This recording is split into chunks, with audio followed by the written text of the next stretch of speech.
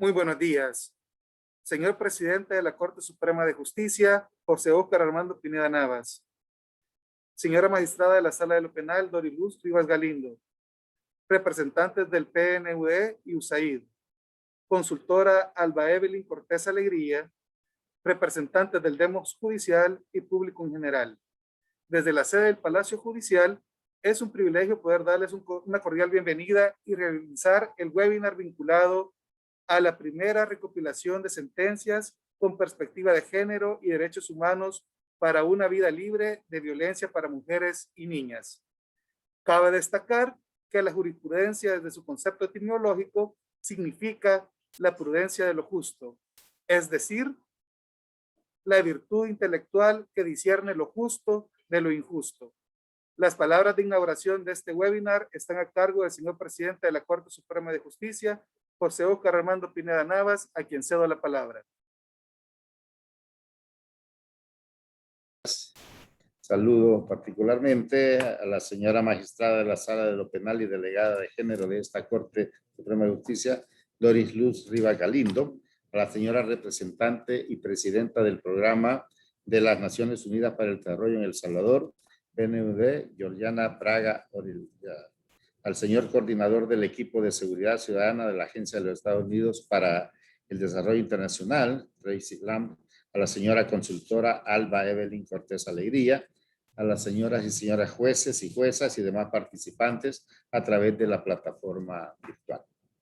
Como ya dije, saludo muy cordialmente a todos los participantes en nombre de la Corte Suprema de Justicia a este evento virtual denominado Primera Recopilación de Sentencias con Perspectiva de Género y Derechos Humanos para una vida libre de violencia para las mujeres y niñas.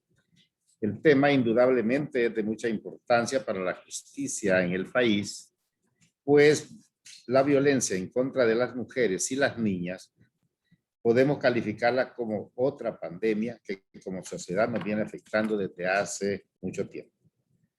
Considero del caso y aprovecho la oportunidad para recordar que El Salvador cerró en el año 2019 con 230 feminicidios, una disminución en comparación con el año 2018 que registró 383 mujeres asesinadas víctimas de la violencia. La Policía Nacional Civil, por su parte, registró 676 denuncias de mujeres desaparecidas, un aumento de 116 casos en comparación al 2018, mientras que la Procuraduría General de la República registró 1,172 denuncias de violencia intrafamiliar y de pareja. Las cifras mencionadas nos indican de que el hogar sigue siendo uno de los escenarios más peligrosos para las mujeres y niñas, pues en su mayoría los agresores conviven con ellas y bajo el mismo techo. Al aparecer el COVID-19 y la implementación de medidas como el confinamiento y la suspensión del sistema educativo en modo presencial, la convivencia familiar continúa con el agresor, impacta severamente en muchos de los hogares salvadoreños que sufren violencia doméstica. Particular situación se vio reflejada según estadísticas oficiales en los primeros meses de la pandemia. Y ahí se cometieron 21 feminicidios, registrando la Fiscalía General de la República en dicho periodo 307 hechos de violencia intrafamiliar. Ese escenario es importante para reconocer la deuda que las instituciones responsables tenemos con las mujeres y las niñas salvadoreñas en cuanto a su protección y garantía de sus derechos. Como sistema de justicia es imperativo que trabajemos juntos y redoblemos esfuerzos para responder de forma rápida, oportuna y eficiente en los procesos que se ventilan en los tribunales especializados, creando para tales efectos, mediante la emisión de sentencias justas con especial enfoque de derechos humanos y perspectiva de género, para garantizar una vida libre de violencia tanto para mujeres como para niñas, y deben fundamentarse en la protección de derechos humanos que garanticen su ejercicio y sancionen de manera efectiva la violencia contra las mujeres y la reparación del daño causado, y garantizar que no se repitan ni queden impunes estos tipos de hechos de violencia. Lo anterior implica importantes desafíos, por lo que el órgano judicial, a través de todos sus tribunales y en especial los creados para la protección de las mujeres, deben tener un adecuado conocimiento y capacitación sobre enfoque de género, a fin de que sus decisiones judiciales se fundamenten a partir de la protección de mujeres y niños. La perspectiva de género constituye el horizonte interpretativo para emitir sentencias en que las y los operadores de justicia puedan sentar precedentes fundamentales en la búsqueda y avance progresivo del desarrollo de los derechos de las mujeres, teniendo en cuenta elementos como la adecuada comprensión del fenómeno de la violencia, la identificación de las relaciones de poder desiguales entre los géneros, la utilización de un lenguaje no sexista, la ausencia de prejuicios y estereotipos de género, entre otros. Por lo que, al cumplir con el análisis e inclusión de dichos elementos, podemos considerar que estamos frente a una sentencia calificada como género sensitiva. Lo anterior servirá al sistema de justicia para contar con sentencias que no solo respondan a las pretensiones de la víctima, sino que reparen también el daño causado, cortando definitivamente los ciclos de violencia a las que han sido expuestas las mujeres y las niñas salvadoreñas. Finalmente, quiero manifestar mi complacencia por esta iniciativa que indudablemente sirve para que a través de la recopilación de sentencias faciliten el conocimiento de la jurisprudencia que emiten los distintos tribunales que protegen a las mujeres y las niñas contra la violencia y que sufren ellas mismas. Y me complace declarar inaugurada este evento, ya que en él se abrirán caminos para el reconocimiento, protección y garantía de igualdad de los derechos de las mujeres y las niñas para llegar a construir una democracia genérica y un profundo respeto al Estado de Derecho en su más amplia concepción. Les agradezco la atención y que este evento se tenga los éxitos deseados. Muchas gracias y buenos días. Agradecemos las palabras de inauguración del doctor José Óscar Armando Pineda Navas en su calidad de presidente de la Corte Suprema de Justicia. En esta jornada se logra el primer documento recopilatorio de sentencias con perspectiva de género y derechos humanos en la Corte Suprema de Justicia, como resultado de la contribución del Programa de Naciones Unidas para el Desarrollo, PNUD, a través de la iniciativa Spotlight, Infosegura y USAID. Para hablarnos más sobre este tema, cedo la palabra a la señora Georgiana Braga Olillar, representante residente del PNUD. Muchas gracias. Gracias por la invitación. Es un gran placer estar aquí esta mañana. Y bueno, por medio virtual, así podemos también interactuar con más personas. Excelentísimo magistrado, doctor Pineda, un gusto estar aquí. Magistrada Doris Luz, también un gusto estar en este espacio de verdad sumamente importante. Un gusto compartir también ahí con los aliados y las aliadas, ¿no? Con Tracy Lam de USAID, la especialista Alba Evelyn Cortés y con todos y todas que nos están acompañando también en línea. Sumamente importante y gracias por la presencia aquí en este momento hoy. Hoy hablamos de temas que son muy centrales para el país y de verdad que debemos verlos de una forma multidimensional, que es la violencia contra las mujeres. La violencia contra las mujeres en América Latina es un fenómeno demasiado prolongado y también recurrente. Vemos que las barreras que tenemos en nuestros países son factores estructurales y muchas veces también una dificultad al acceso a la justicia. Esta región es la región que tiene las tasas más altas de feminicidios y de violencia sexual por motivos de género en todo el mundo. En el caso de El Salvador, de acuerdo con las cifras oficiales de enero de 2014, entre enero de 2014 y diciembre de 2020, 2.604 mujeres han sido asesinadas. De este total, más de la mitad ha sido tipificada como feminicidio por las autoridades competentes. Es decir, de las mujeres las mujeres mantienen aquí en esta región una tasa de violencia, aquí en el país, una tasa de violencia feminicida 3 veces por encima de los países de la región, que ya es la más elevada del mundo. O sea, 6 veces por arriba de la tasa mundial. Es un hecho, es desafortunado y tenemos de verdad que estar aquí entre aliados y aliadas para trabajar sobre es casi como una epidemia de violencia contra las mujeres. Esta violencia feminicida es una situación progresiva. Empieza con las niñas y vemos que las niñas y las mujeres son víctimas de un continuum de violencia en toda su vida. Son múltiples expresiones de violencia a lo largo de la vida, atentando contra su integridad. Para frenar esta violencia, se cobra la vida de las mujeres, es necesario un abordaje, como yo mencionaba, multidimensional. Un enfoque amplio, una perspectiva que incluya derechos humanos, que incluya factores políticos, que incluya factores económicos e incluya el factor social. Como PNUD lo vemos como un eje central en desarrollo. No hay desarrollo si no estamos involucrando y trabajando en este eje que es la violencia contra las mujeres. También se requiere el acceso a datos de calidad para el diseño de políticas públicas y es fundamental el fortalecimiento de los sistemas judiciales de los países de cara a una solución integral al problema para asegurar una pronta y cumplida justicia a las mujeres y también a combatir la impunidad. Estos mecanismos deben ocupar lugares prioritarios en las agendas de todos los actores y todas también aquí involucradas.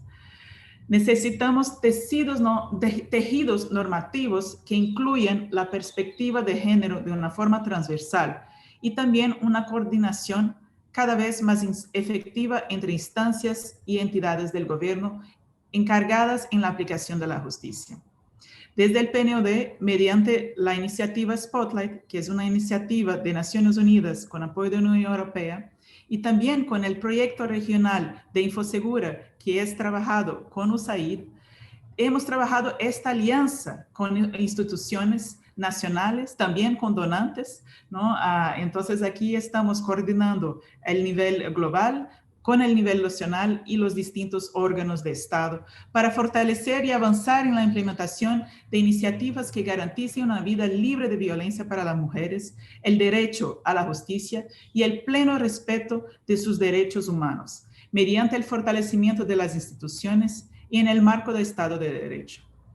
En este apoyo se suma a otros también que están dando el Estado, tales como el apoyo de la CSJ para automatizar la gestión de los expedientes que ven la jurisdicción especializada de la LEIV, mejorando así el cumplimiento de los tiempos procesales, la atención y el seguimiento a las víctimas. Asimismo, a través del proyecto regional Infosegura, se colaboró con una campaña de difusión del Centro Telefónico de Ayuda 198, orientada a mujeres víctimas y a sus redes de apoyo, y que ha tenido una acogida bien fuerte en el país. Ahora vamos a iniciar la segunda fase de esta campaña. En este contexto, la primera compilación que estamos a hablar aquí ahora, la compilación y el análisis de los criterios jurisprudenciales sobre una vida libre de violencia para mujeres y niñas, que orgullosamente estamos acompañando aquí hoy, es la materialización de un esfuerzo en el marco de la Alianza PNUD mediante Spotlight Infosegura con la Corte Suprema de Justicia. Esta compilación es una herramienta y esperamos bastante valiosa para la comunidad involucrada en la aplicación de la justicia, como jueces, juezas, fiscales, defensores y otros, que pone al centro a las personas en condición de vulnerabilidad, que son las mujeres y niñas, y que permite conocer y extraer criterios jurisprudenciales que puedan ser de utilidad. A partir del análisis de sentencias y de resoluciones emitidas por las distintas instancias judiciales nacionales en materia de protección del derecho de las mujeres a una vida libre de violencia y discriminación, el documento describe lo que hemos considerado como buenas prácticas, como la aplicación de estándares internacionales de derechos humanos, es decir, de aspectos cuya implementación en diversos casos demostraron ser exitosos y que pueden ser replicados y también fortalecidos para el logro de los objetivos.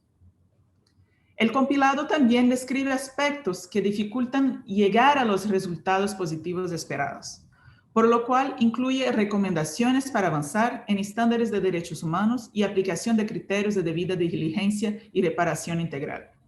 Las mujeres tienen un papel fundamental en todo esto y queremos también que tengan este papel fundamental en los objetivos de desarrollo sostenible. Como yo mencioné, aquí estamos y volvemos con este enfoque multidimensional y un enfoque de desarrollo. Y aquí estamos también reconociendo específicamente la igualdad e empoderamiento de las mujeres, el objetivo de desarrollo número 5, como el objetivo central de desarrollo en el país. Tenemos este llamado a continuar con los esfuerzos para erradicar la discriminación de género, también la violencia contra las mujeres, y de ahí partir para estos campos de acción para superar los desafíos existentes. Esperemos que este esfuerzo de hoy sea un movimiento a más que ayude en este nuevo esfuerzo y esta colaboración conjunta. Y aquí, desde el PNUD, continuaremos nuestra colaboración con los gobiernos, con las organizaciones de sociedad civil, con otras instituciones, con las instituciones de la justicia, para promover el fin de la violencia y también aumentar la sensibilización sobre sus causas y consecuencias y fortalecer las instituciones. Muchas gracias.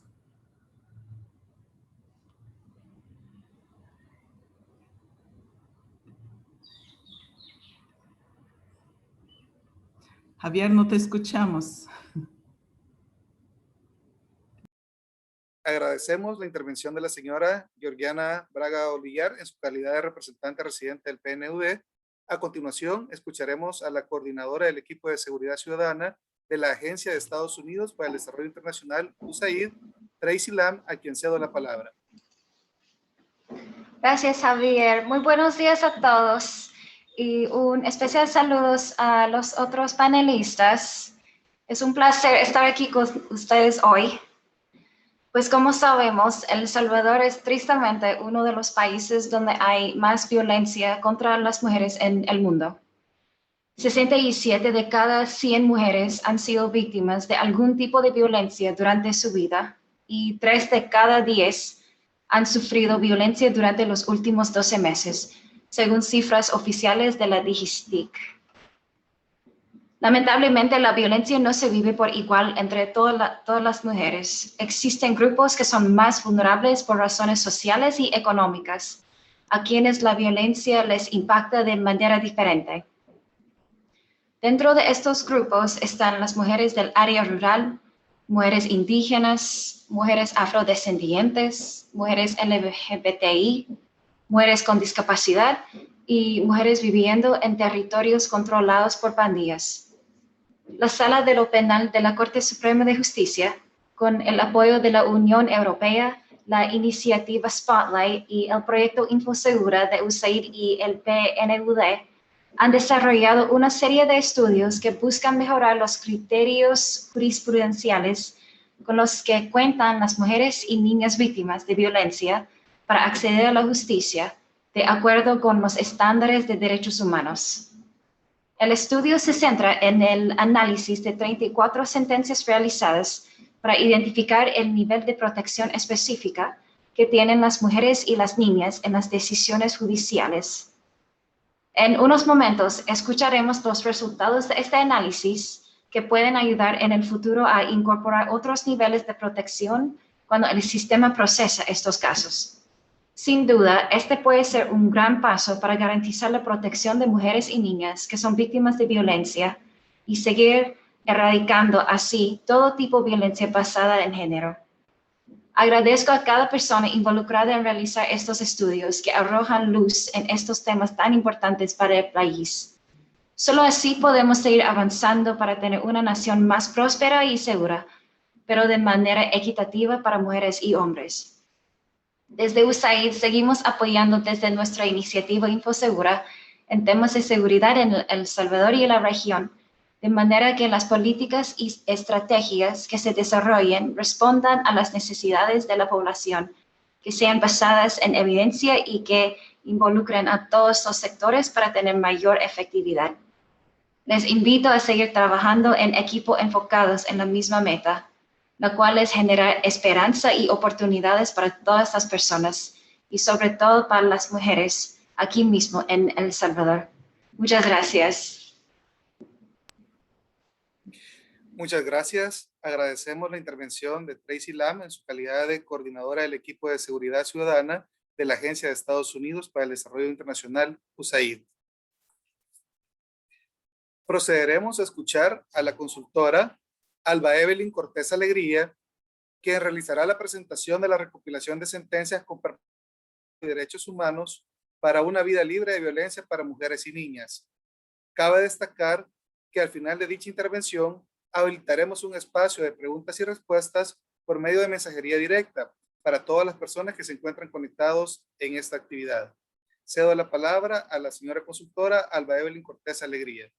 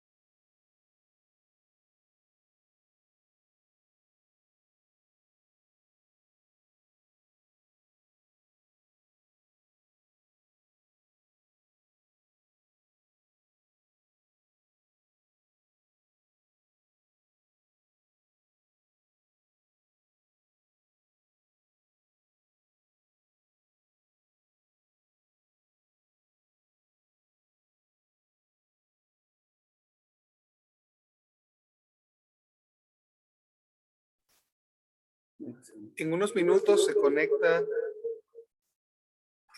la consultora Alba Evelyn Cortés Alegría. Solo reiterar el llamado para todas las personas que están ahorita en el webinar para que puedan formular sus preguntas vinculadas al tema de la jurisprudencia que se está recopilando en esta jornada, en esta histórica actividad. Así que vamos a darle un compás de espera a la consultora Cortés Alegría para que ustedes puedan también ir redactando las preguntas y también para ver a quién va dirigida la pregunta correspondiente vinculada siempre al tema que nos corresponde en este webinar, vinculado a la recopilación de jurisprudencia con las sentencias con perspectiva de género y derechos humanos para una vida libre de violencia para mujeres y niñas. Estamos pendientes que se conecte la consultora. Gracias por su atención.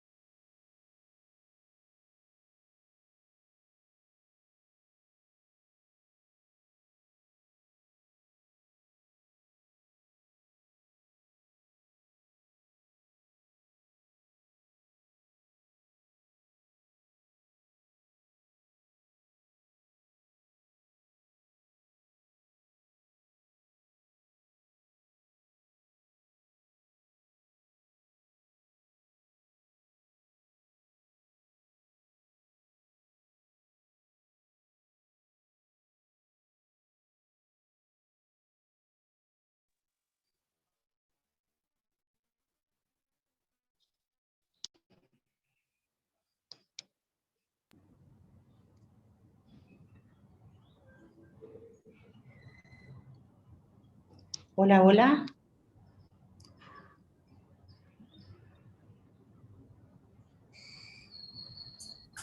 Hola. Se le escucha, licenciada Alba Evelyn, le escuchamos. Muchas gracias. Daniel, le voy a pedir que si usted maneja la presentación, por favor.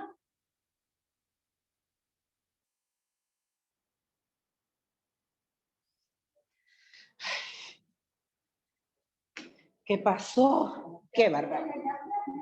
Voy a hacerlo del celular. Hola, hola. Está bien, escuchamos. Vaya, gracias. Bueno, primero, es un gusto para mí, un honor. Voy a entrar por el celular porque ha habido aquí una condición inesperada. Primero, agradeciendo la confianza que se ha tenido para que yo pueda realizar la compilación y el análisis de los criterios jurisprudenciales sobre un especial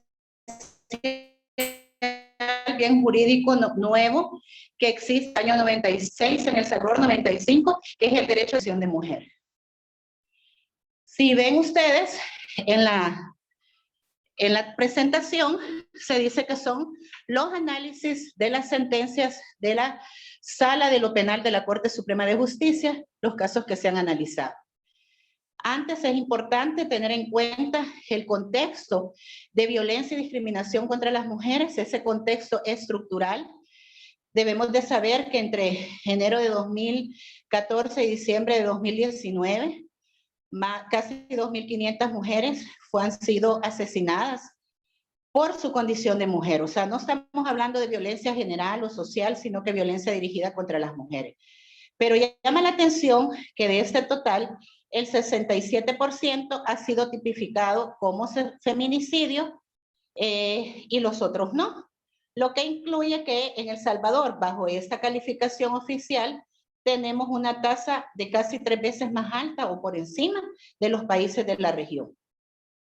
Esto es algo que preocupa, no solo porque el derecho de las mujeres a una vida libre de violencia y discriminación está siendo violentado, sino que porque nos manda un mensaje de que no hemos sido capaces todavía de abordar la violencia contra la mujer desde la perspectiva de poblaciones histórica y tradicionalmente oprimidas o subordinadas, como en este caso las mujeres. La siguiente lámina nos explica los obstáculos para el acceso a la justicia de las mujeres en El Salvador. Primero yo quiero hacer como un poquito de historia. Debemos de tener el contexto de que las mujeres en El Salvador no tenían derechos propios. No importaba si era soltera o si era casada. No podía tener derechos propios. Los derechos en realidad los ejercía un patriarca o padre de familia. Si ella era soltera era su padre y si era casada era su marido. Así lo definía la ley. En estos casos sí era el marido quien ejercía el acceso a la justicia de las mujeres. Ya sea si alguien quería demandar a una mujer porque había violentado la ley, la cita o la denuncia era contra el marido de ella. Y si era la mujer a quien le habían violentado derechos, la mujer le decía a su marido para que él fuera a reclamar por ella. Las mujeres en El Salvador, hasta los años de 1970, fuimos consideradas legítimamente capaces para ser testigas, para dar testimonio. Es decir, solo los hombres podían dar testimonio por ser hombres. Y esto viene de testosterona, ¿verdad? También. Por lo tanto, las mujeres no podíamos ser testigos. Hay que tener en cuenta este contexto de violencia y discriminación contra las mujeres, que también la vida de las mujeres casadas era disponible para su marido. De hecho, las mujeres que cometían adulterio, bueno, los códigos penales del siglo XIX establecían que matar al cónyuge constituía delito de parricidio y la pena era pena de muerte. Pero resulta que si quien mataba a la mujer era el hombre, su marido, por adulterio, ya no le aplicaban la pena de muerte, ese hierro, que se tenía que alejar del lugar donde mató a la mujer y 15 leguas a la redonda, que son como 30 trazadas hacia el mar Iberá. Pero obviamente no existía esa prerrogativa penal y la mujer tenía que ser fusilada. Sin embargo, habían ciertos criterios de política criminal que las mujeres condenadas a muerte por fusilamiento no las fusilaban si estaban embarazadas o si tenía menos de 9 meses de edad su recién nacido. O sea, era un trato preferente que les daba por cuestiones biológicas. ¿Qué es lo que pasa? ¿Por qué hago yo esta referencia?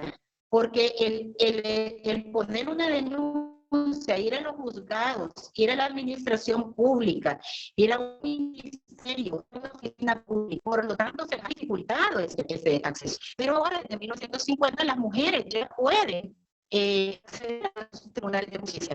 Lo que pasa en los hechos todavía hay graves dificultades. Por ejemplo, dificultades que se han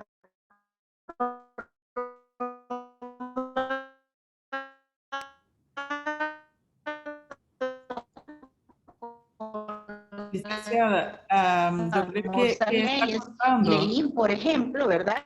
La Ley Especial Integral para una Vida Libre de Violencia.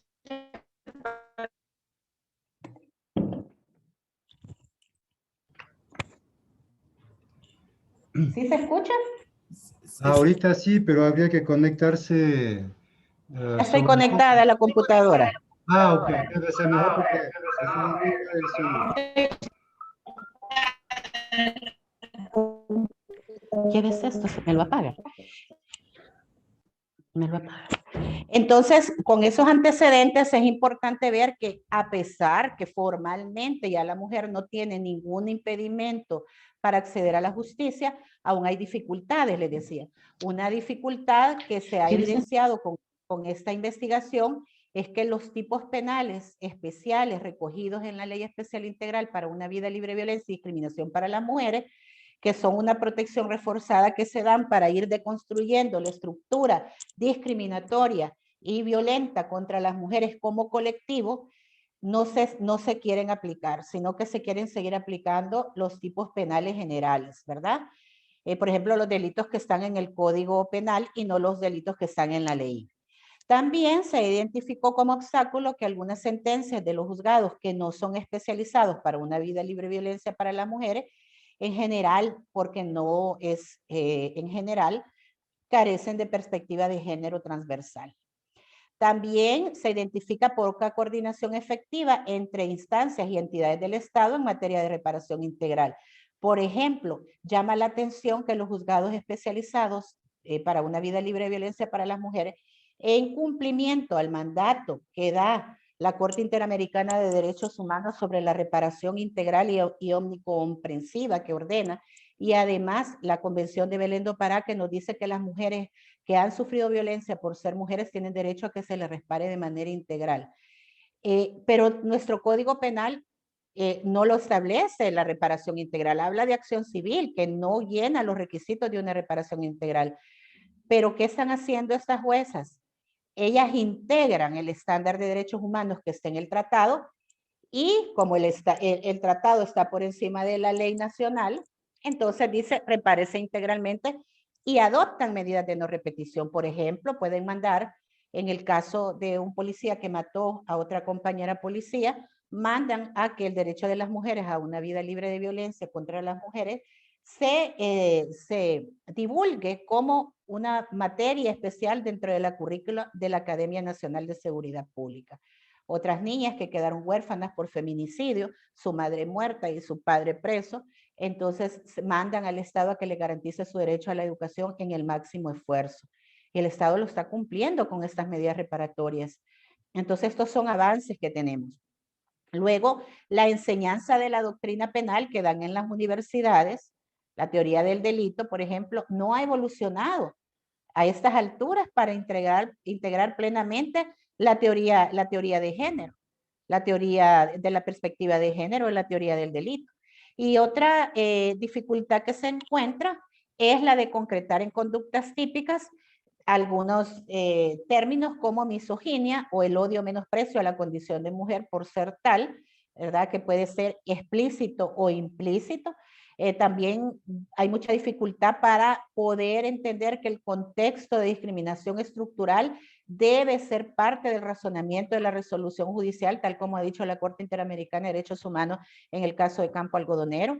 También entender los conceptos de subordinación de las mujeres y otros. El objeto del estudio, en realidad, es el de avanzar en mejorar los criterios jurisprudenciales con los que ya contamos para el acceso a la justicia de mujeres y niñas víctimas de violencia basada en el género. Pero estos criterios judiciales, adoptarlos en base a la luz de los estándares de derechos humanos. ¿Le damos, Daniel? Luego, la metodología básicamente fue la siguiente. Partimos de la pregunta, ¿qué nivel de protección específica tienen las mujeres y las niñas en las decisiones judiciales?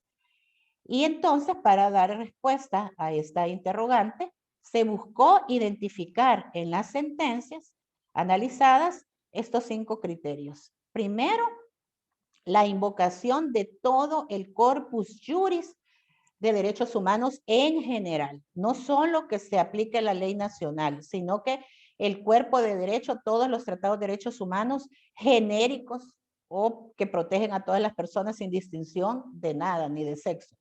Pero luego se hizo el otro análisis, se está invocando el corpus juris de protección reforzada a favor de las mujeres y las niñas, se aplicó la Convención de Belén do Pará, se aplicó la Convención CEDAW, se aplicó la Convención sobre los Derechos del Niño y sus 3 protocolos facultativos, especialmente el protocolo facultativo 2, que habla de la venta de niños, prostitución infantil y utilización de niños en la pornografía, que es el protocolo facultativo que nos da las bases para normar procesalmente formas diferenciadas de intervención de la niñez y adolescencia en los procesos judiciales y administrativos, como por ejemplo declarar en cámara Gesell, que no sean métodos revictimizantes, no ser cariado o cariada con el imputado, aunque eso se puede hacer con adultos, con una niña no se podría hacer, obviamente. Bueno, también se investigó si se había invocado el estándar de protección de derechos humanos reforzado para las mujeres, si también se había efectiva integración de las normas genéricas o generales de la normativa interna nacional con otras disposiciones de protección específica o reforzada para las niñas, las mujeres en situación de violencia y discriminación. Porque miren, hay algo. Cada vez que vamos a dar como informes de los avances, decimos, hemos aprobado la ley, hemos aprobado la LIE, hemos ratificado la Belén do Pará, la CEDAW, tal. Pero lo que queríamos investigar era si había una integración efectiva de esas normas. Y luego, si se aplicaba efectivamente el estándar internacional y nacional de protección de derechos humanos para las mujeres y niñas al análisis del caso o situación específica en el proceso de la sentencia proporcionada, ¿verdad? Porque si damos en la otra lámina, es importante recordar que en El Salvador tenemos una jerarquía de normas jurídicas. ¿Me ayuda, Daniel? La otra lámina. Bueno, ya voy a explicar sobre el análisis de convencionalidad. Se estudiaron más de 55 sentencias, pero de esas se seleccionaron 34 sentencias. Hola, hola. Hola. Sí, se escucha. Vaya, creí que Daniel me había dicho que no. Entonces estamos hablando que de 50 y algo de sentencias, 54 que leí, analicé, se eligieron 34 sentencias para el estudio, que ahí están señaladas en el documento, ya en Word se van a apreciar mejor. La siguiente, Daniel, por favor.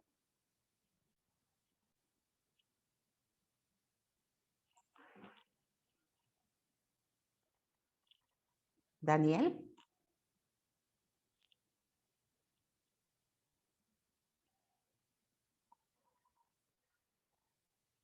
Hola, hola. ¿Me puede pasar la otra lámina, Daniel?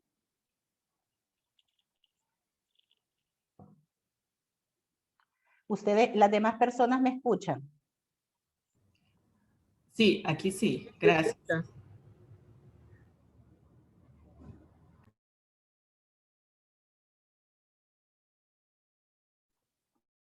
Entonces, de todas estas sentencias analizadas, la metodología de trabajo era identificar criterios jurisprudenciales en las sentencias proporcionadas por la Sala de lo Penal, que en el 90% son producción de la Sala de lo Penal, pero en el otro 10% fueron de otros juzgados, de otros tribunales, pero que se consideran relevantes al objeto del estudio.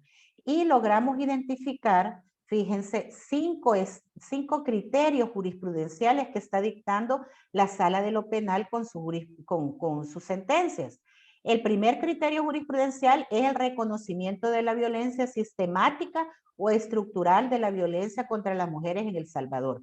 Como dice la Corte Interamericana, no son casos episódicos o aislados, sino que esto es estructural y es lo que tenemos que tocar. Por eso ya no hablemos de violencia contra la mujer, sino que violencia contra las mujeres, porque es una violencia sistemática y estructural e histórica, dice el epígrafe de la Convención de Belén do Pará. El otro criterio jurisprudencial identificado es que la Sala de lo Penal está aplicando la perspectiva de género y aplica el principio de igualdad, la Sala de lo Penal, y aplica el principio de igualdad y prohibición de la discriminación por motivos de sexo. El tercer criterio jurisprudencial es la integración e interpretación de las normas desde la perspectiva de género, que es una metodología de análisis para poder identificar el impacto diferenciado que van a tener la decisión judicial en las personas, tomando como base la diferencia biológica. Y esto es esencial y no siempre se había hecho, por eso es tan innovador este estudio, porque sí, la jurisprudencia que hemos identificado da mucha esperanza de mejorar el acceso a la justicia en las decisiones judiciales de otros tribunales. También el otro criterio jurisprudencial fue la valoración probatoria con perspectiva de género. Esto es bien interesante porque los cuadros fácticos, los hechos tienen que probarse. Pero cuando la prueba no le aplicamos la perspectiva de género, el análisis diferenciado, muchas veces puede haber un fallo que fomenta la impunidad. Pero aquí la sala ya nos está, dijéramos, dirigiendo con sus criterios que se debe valorar con perspectiva de género todo el desfile probatorio. Y el quinto criterio jurisprudencial identificado es la reparación, ¿verdad? A las víctimas por graves violaciones a los derechos humanos. Ya se habla de reparación, no solo de acción civil. Y algo importante que se identificó en estos criterios es que cuando hacemos la búsqueda de los estándares internacionales de protección de derechos humanos, vean a la derecha de la lámina, identificados y garantizados por la sentencia, vemos que la jurisprudencia nacional es coincidente con los estándares que ya se están dando en el ámbito de los derechos humanos.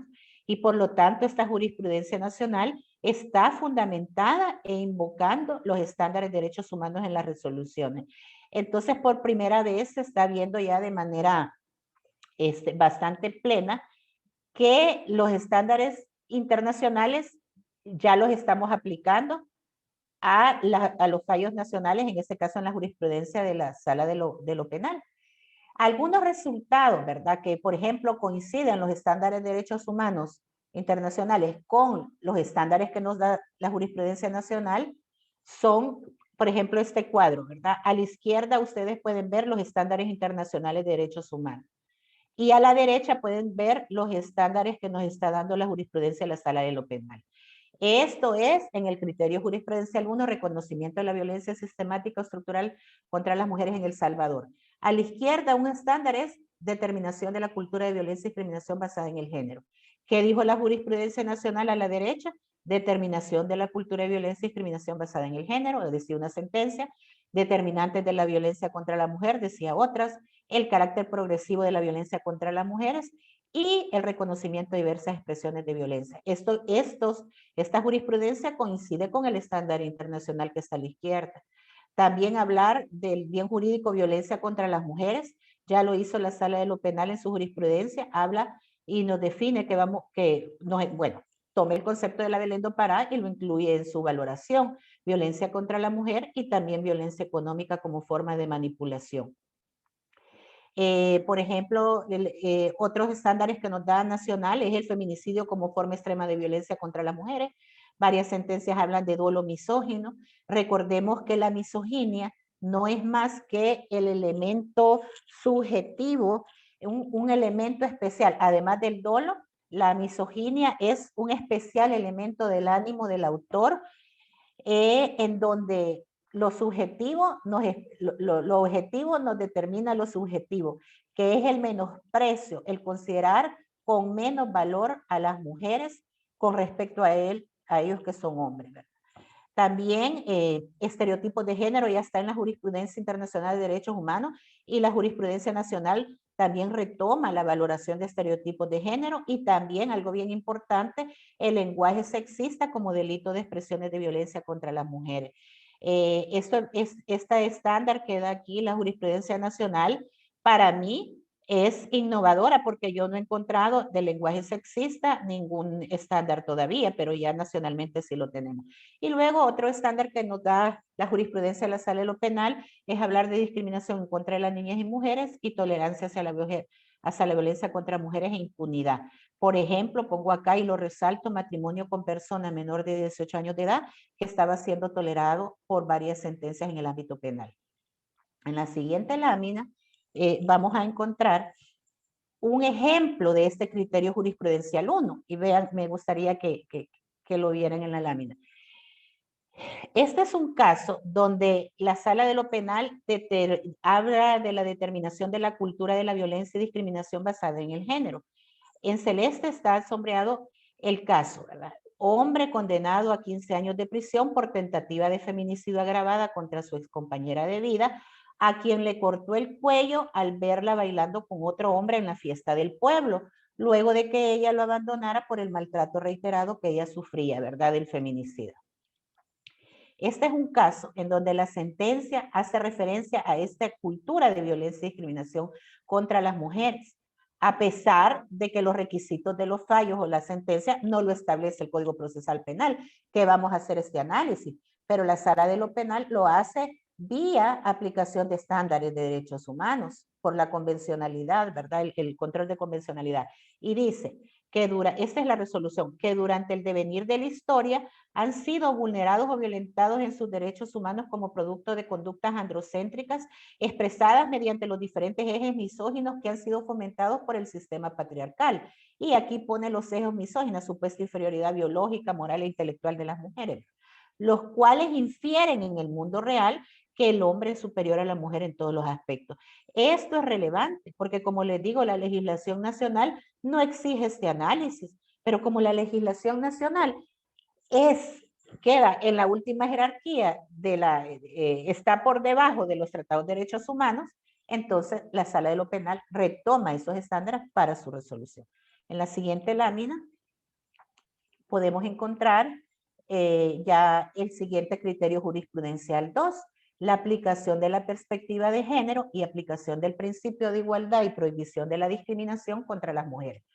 ¿Qué es lo que pasa cuando analizamos esta sentencia? Vemos a la izquierda los estándares de derechos humanos internacionales, la igualdad y no discriminación como principio del jus cogens o derecho que no puede retrocederse, la perspectiva de género, análisis basado en la especificidad y aplicación de estándares, y la impunidad de la violencia sexual contra las mujeres. ¿Qué encontramos cuando hacemos el análisis de la jurisprudencia de la Sala de lo Penal? Que coincide mucha de su jurisprudencia con estos estándares internacionales, creando a la vez estándares o mínimos de protección nacional.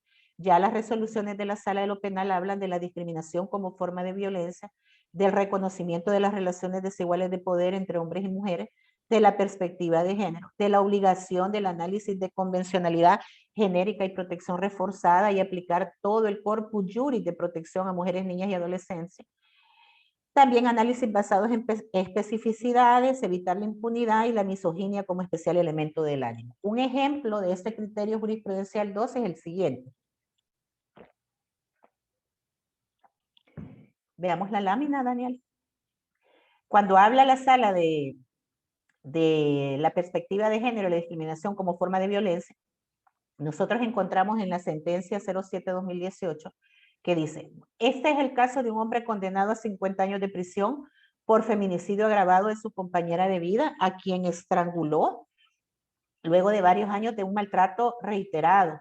Y luego de matarla, le prende fuego a ella, al cadáver de ella y también a la casa, ¿verdad? Después de 2 días que la mujer no aparecía, fueron a buscarle y se dan cuenta esta condición que se describe tan terrible acá. ¿Qué es lo que pasa cuando se hace un análisis de la perspectiva de género y con los estándares? Dice la sentencia, este es un párrafo, se advierte y se debe tener en claro que esta jurisdicción, que es la jurisdicción especializada para una vida libre de violencia para las mujeres, en los procedimientos que se conozcan, velará por los derechos y garantías constitucionales, tanto del imputado como el de la víctima, con el plus de una perspectiva de género. Y ven ustedes cómo el criterio jurisprudencial que ha dado la Sala de lo Penal, la perspectiva de género, de obligatorio análisis, ya los juzgados también lo están aplicando. Y luego les define cómo va a entender este juzgado la perspectiva de género en su resolución o fallo.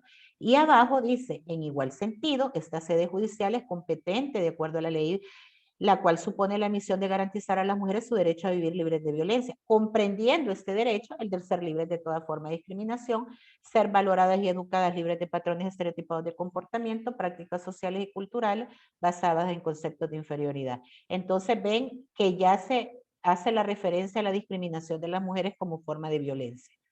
Esa es una sentencia de la Jurisdicción Especializada para una Vida Libre de Violencia para las Mujeres, que constituye el 10% de las sentencias analizadas, ¿verdad? Que no sean de la sala.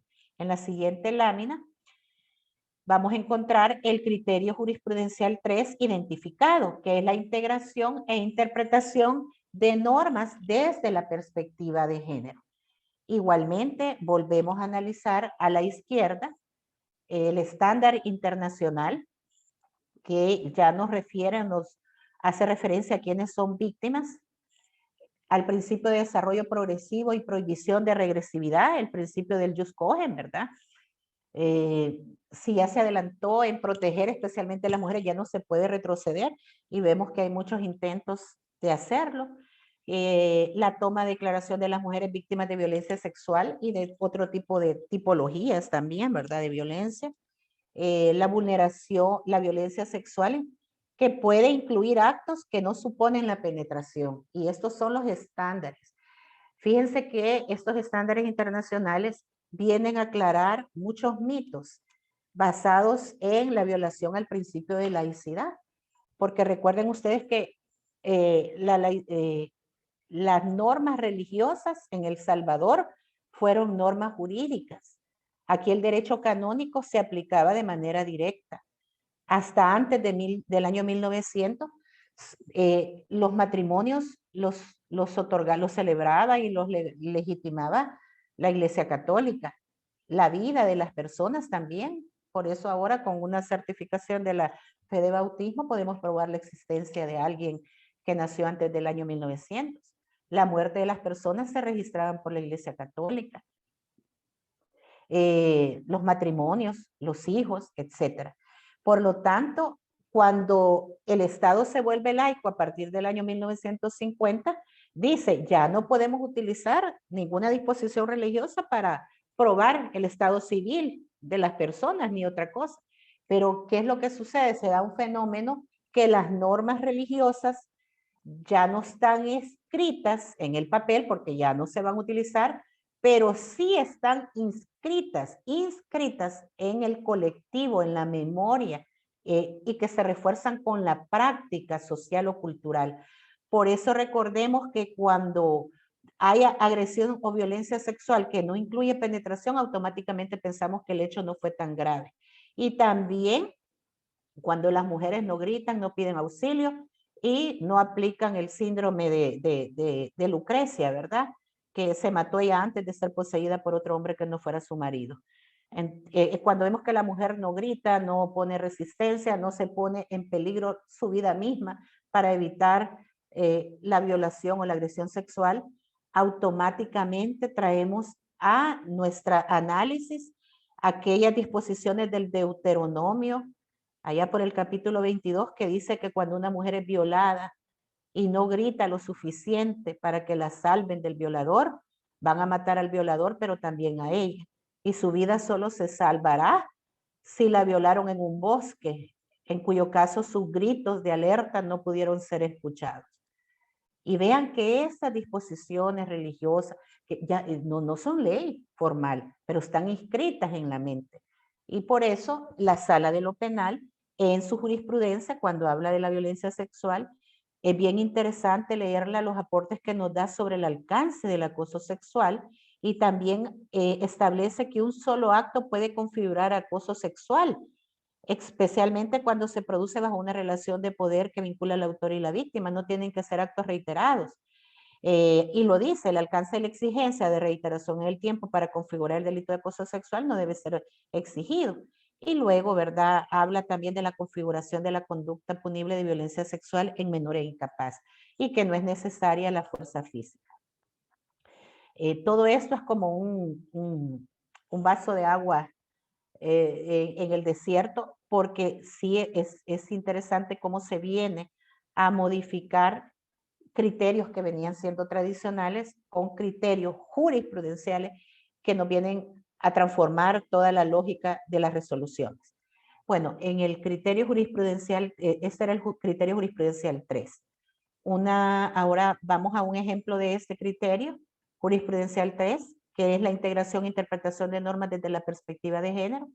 Tenemos aquí una sentencia donde no reconoce el matrimonio como exclusión de responsabilidad penal por delito de violación en persona menor de 18 años de edad, ¿verdad? Aunque menor, así lo dice la ley, no es el término correcto, tenemos que hablar de niñas, niños y adolescentes, pero el caso es que para evadir su responsabilidad penal, un hombre adulto se casa con la adolescente de 14 años de edad, que a esa edad ya había dado a luz un hijo en común, o sea que el embarazo fue a los 13 años, como mínimo.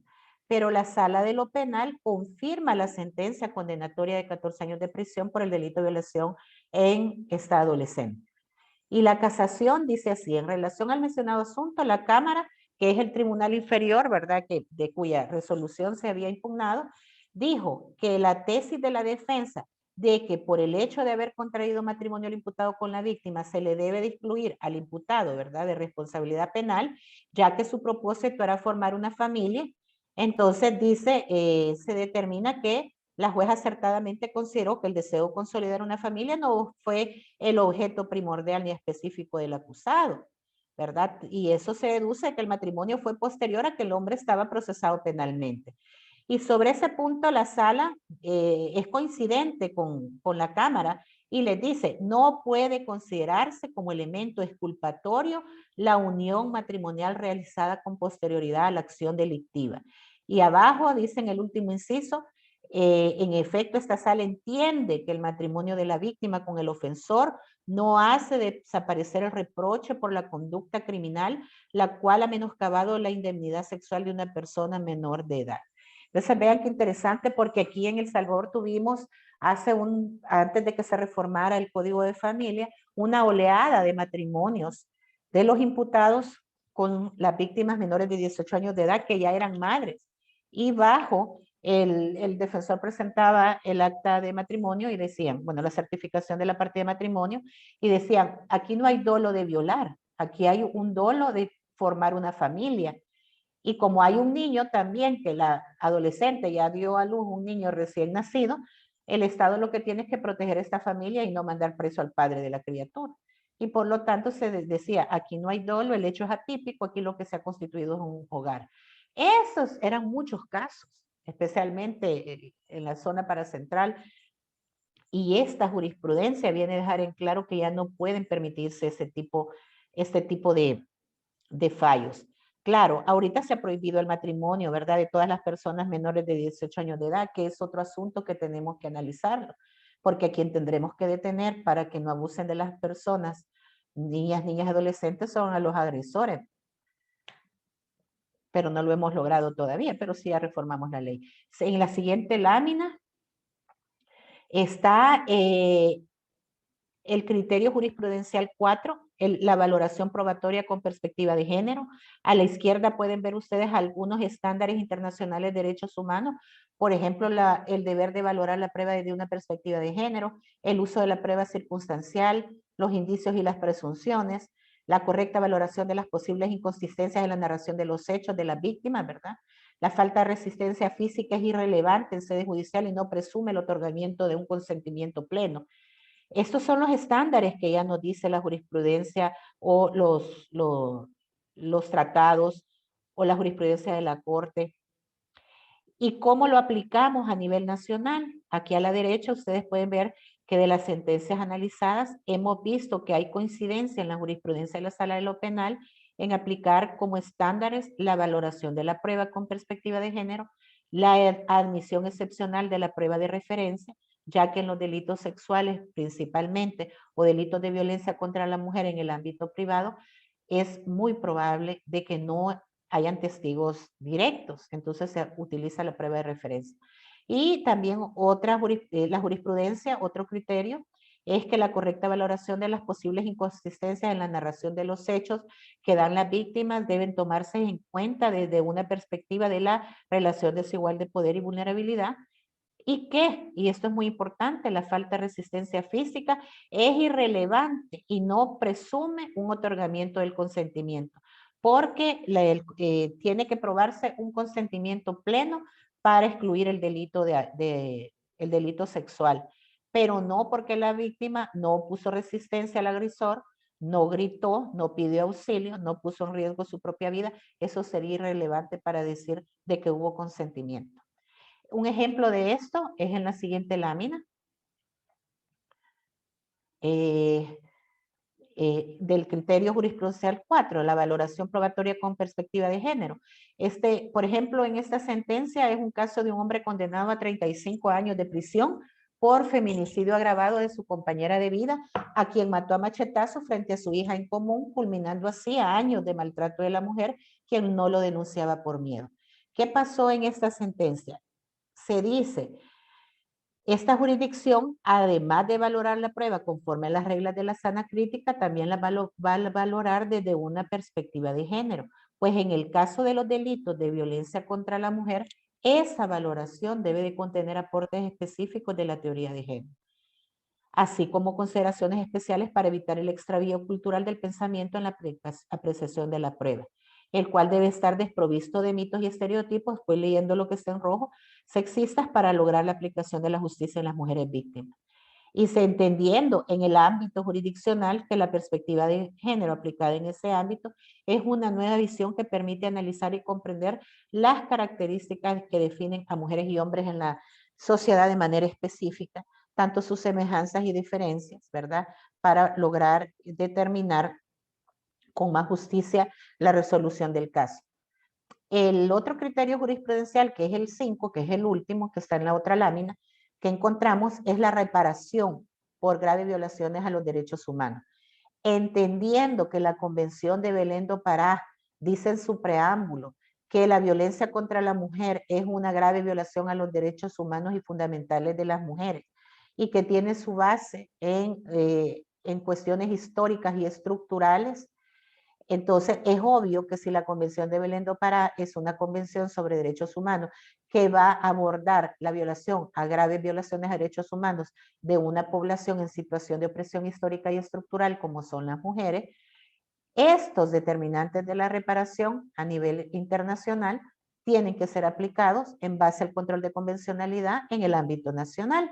Por eso ustedes a la izquierda encuentran los estándares de derechos humanos internacionales, el principio de debida diligencia y responsabilidad de los estados, el reconocimiento de la obligación respectiva del derecho internacional para la obligación de reparar, las medidas de reparación del daño, las reparaciones deben incorporar la perspectiva de género y una reparación con vocación transformadora. Recuerdo nuevamente que en mi país la reparación como estándar internacional de derechos humanos no está incluido en la ley nacional. Pero ¿cómo lo están haciendo algunos tribunales cuyas sentencias fueron analizadas y especialmente la Sala de lo Penal? A través de la aplicación de la convencionalidad y de todos los estándares de derechos humanos. Entonces ya la jurisprudencia de la Sala habla del principio de debida diligencia y responsabilidad del Estado, de que debe repararse con vocación transformadora y evitar que otras mujeres lleguen a convertirse en víctimas.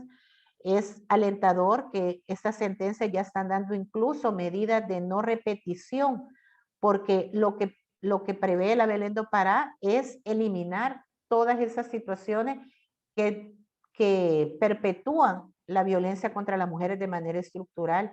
Entonces, aún sin modificar ley nacional, por la vía convencional y aplicación de estándares, se está mandando a tomar medidas a otras instancias del Estado, que no son los juzgados, para que elimine esas barreras que impiden a las mujeres ser protegidas de manera plena. Y se le mandan órdenes a otras instancias del Estado para que haga o deje de hacer algunas situaciones para evitar la violencia reiterada contra las mujeres. Hay una sentencia, bien, bueno, creo que es la que vamos a ver en el caso de 2 policías y que hubo reparación a la institución policial. Es esta, cabal, el ejemplo. Este es el caso de un hombre policía condenado a 50 años de prisión por feminicidio agravado de otra agente policial, que aparentemente había una relación romántica entre ellos, amorosa. Hecho ocurrido dentro de una instalación policial. Entonces, en la sentencia se emiten medidas reparatorias de modificación estructural de instituciones del Estado para evitar la reparación de estos hechos similares. Y esta es la sentencia que se analizó, que dice, de este modo, las reparaciones con perspectiva de género y de alcance comunitario pueden incidir de modo importante en transformar las instituciones y nociones socioculturales que han dado lugar a las normas y prácticas culturales nocivas. En ese sentido, dice, y en rojo leo, se establecerán en la presente sentencia medidas que se enfocan en generar cambios estructurales en el Estado y así proteger efectivamente a las víctimas. Y siendo que no es el primer caso de feminicidio que este juzgado conoce, en el cual el sujeto activo es un agente de autoridad pública, y he aunado o sumado a ello que la acción fue realizada en una subdelegación policial, lo cual agrava el cuadro fáctico, es pertinente dictar medidas reparatorias consistentes en remitir a padres de la víctima asistencia psicológica, modificar malla curricular para nuevos agentes de la ANSP para que incluyan el derecho de las mujeres a una vida libre de violencia en la enseñanza y supervisión por el ISDEMU de las medidas reparatorias dirigidas a la Academia Nacional de Seguridad Pública. Esto es transformador porque sí se están haciendo aplicación de los estándares de derechos humanos. Y la sala de lo penal, cuando hay casaciones, no de esta, porque, bueno, cuando hay casaciones de este tipo, confirma esta sentencia, con lo cual está reafirmando una mayor protección al colectivo de mujeres en situación de opresión, no al caso concreto de una sola víctima como lo hace el Código Procesal Penal. Entonces, en la siguiente lámina, podremos ver como algunas conclusiones mínimas, ¿verdad? Y la primera es que existe claridad de la intención, ahí está mal escrito intención, Daniel, de la intención normativa para atender el principio constitucional de igualdad y no discriminación por motivo de sexo y edad y el mandato de protección reforzada de la Convención de Belén do Pará para esta población. Sí hay una intención ya de aplicar el criterio de constitucionalidad y de convencionalidad. También existe en las sentencias analizadas un reconocimiento del derecho a una vida libre de violencia para las mujeres como un bien jurídico protegido a lo colectivo, no solo a lo individual. También que se reconoce que la violencia contra las mujeres y las niñas es una violación a derechos humanos basada en una discriminación dirigida contra ellas por ser tales. Esto parece algo tan sencillo que solo es copiar lo que dice la Belén do Pará, pero créanme que en una resolución judicial entender que el hecho no es episódico, ¿verdad? O aislado, sino que la agresión a estas mujeres tiene a la base su condición de ser mujeres y que muy probablemente si hubiera sido un hombre no hubiera recibido ese ataque, es de mucho avance en las resoluciones.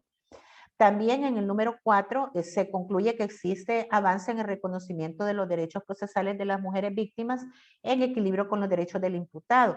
No totalmente, pero sí existe, pero sí existe bastante avance.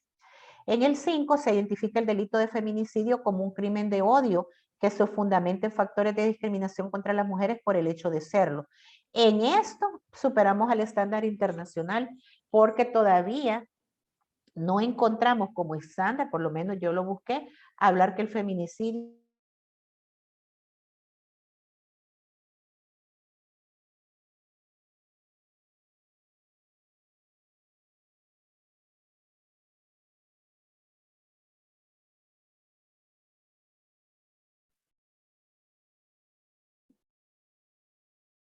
Consultora, hemos perdido el audio, licenciada Cortés.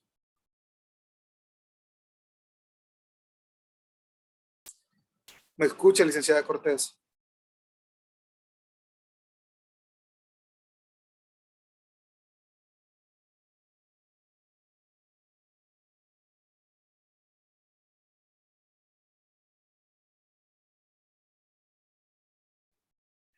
Licenciada Cortés, ¿me escucha?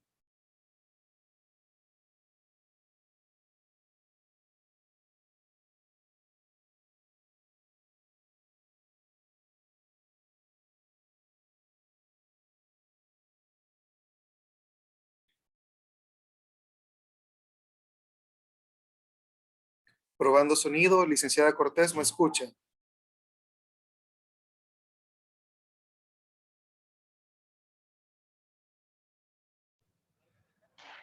La licenciada me informa que ha tenido un problema de conexión ahorita.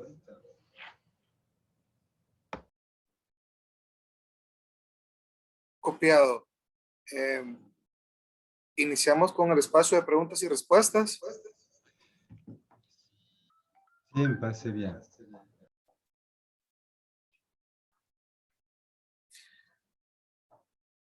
Agradecemos la intervención de la consultora Alba Evelyn Cortés Alegría, quien nos ha permitido dar un panorama amplio sobre criterios jurisprudenciales a aplicar a efecto de que haya una recopilación de sentencias con perspectiva de género y derechos humanos para una vida libre de violencia para mujeres y niñas.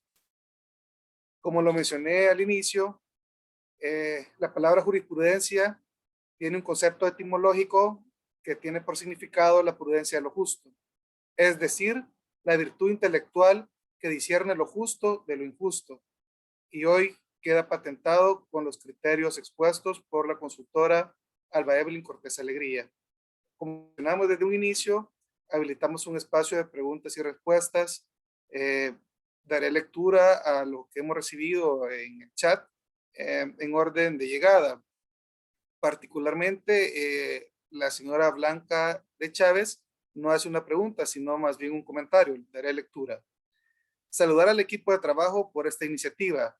Esto constituye para la población un espacio de información y análisis de los enfoques de trabajo que desde que las funcionarias debemos implementar a favor de las mujeres. Excelente participación de la máster Alba Evelyn Cortés. Existe la necesidad que jueces y juezas apliquen la perspectiva de género en sus resoluciones judiciales y no solo aplicar la ley contra la violencia intrafamiliar. Esa es la opinión de la señora Blanca de Chávez. La señora Miriam hace la siguiente consulta.